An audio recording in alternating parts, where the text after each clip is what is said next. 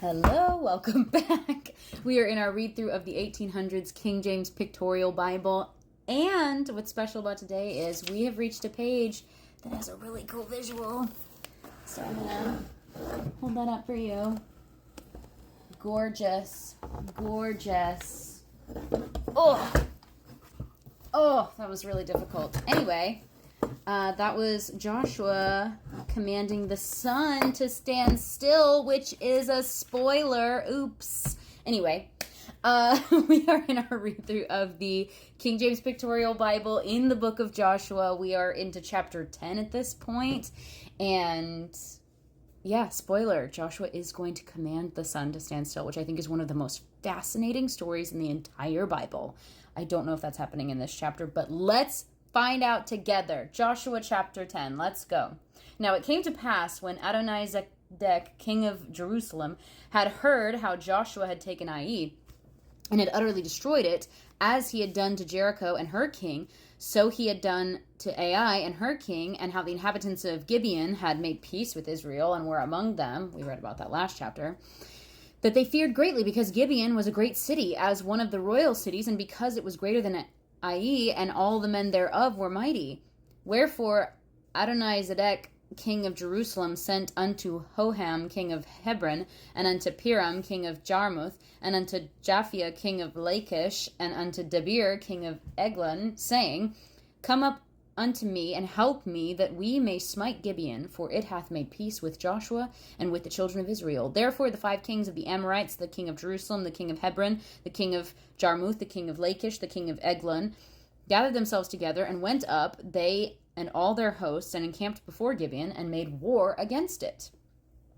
And the men of Gibeon sent unto Joshua to the camp of Gilgal, saying, Slack not thy hand from thy servants, come up to us quickly, and save us, and help us, for all the kings of the Amorites that dwell in the mountains are gathered together against us. So Joshua ascended from Gilgal, he and all the people of war with him, and all the mighty men of valor. And the Lord said unto Joshua, Fear them not, for I have delivered them into thine hand. There shall not a man of them stand before thee.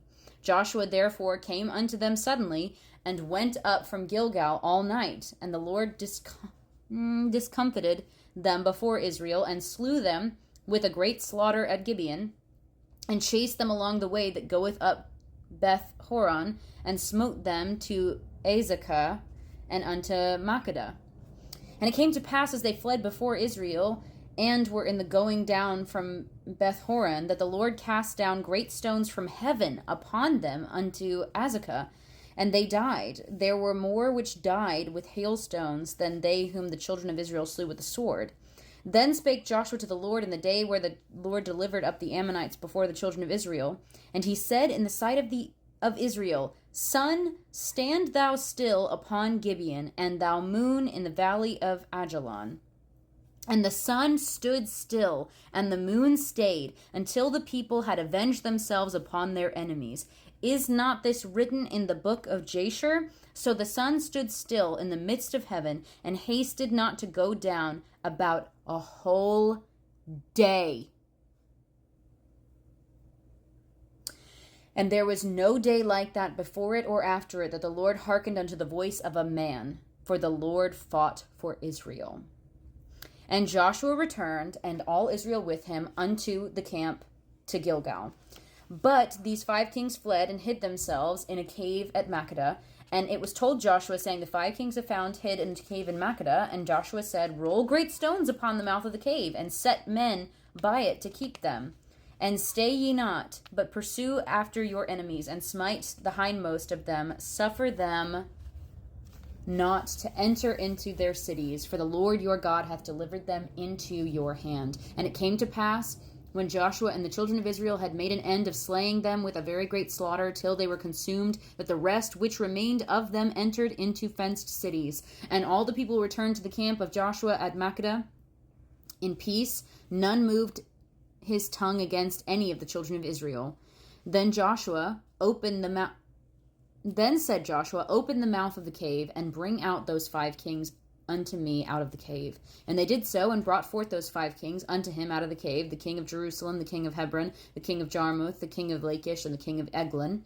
And it came to pass when they brought out those kings unto Joshua, that Joshua called for the men of Israel, and said unto the captains of the men of war, which went with him, Come near, put your feet upon the necks of these kings. And they came near, and put their feet upon the necks of them. And Joshua said unto them, Fear not, nor be dismayed, be strong and of good courage, for thus shall the Lord do to all your enemies against whom ye fight. And afterward Joshua smote them, and slew them, and hanged them on 5 trees, and they were hanging upon the trees until the evening. And it came to pass at the time of the going down of the sun that Joshua commanded, and they took them down off the trees, and cast them into the cave wherein they had been hid, and laid great stones in the cave's mouth, which remain until this very day. And that day Joshua took Makkedah, and smote it with the edge of the sword, and the king thereof he utterly destroyed, them and all the souls that were therein. He let none remain, and he did to the king of Makkedah as he did unto the king of Jericho. Then Joshua passed from Makkedah, and all Israel with him, to Libnah, and fought against Libnah, and the Lord delivered it also, and the king thereof unto the hand of Israel, and he smote it with the edge of the sword, and all the souls that were therein, he let none remain in it, but did unto the king thereof as he did unto the king of Jericho. And Joshua passed from Libnah, and all Israel with him, unto Lachish, and encamped against it, and fought against it. And the Lord delivered Lachish into the hand of Israel, which took it on the 2nd day, and smote it with the edge of the sword, and all the souls that there were therein, according to all that he had done to Libnah. Then Horan, king of Gezer, came up to help Lachish, and Joshua smote him and his people, until he had left him none remaining. And from Lachish Joshua passed unto Eglon, and all Israel with him, and they encamped against it, and fought against it. And they took it on that day, and smote it with the edge of the sword, and all the souls that were therein he utterly destroyed that day, according to all that he had done to Lachish. And Joshua went up from Eglon, and all Israel with him, unto Hebron, and they fought against it, and they took it, and smote it with the edge of the sword, and the king thereof, and all the cities thereof, and all the souls that were therein.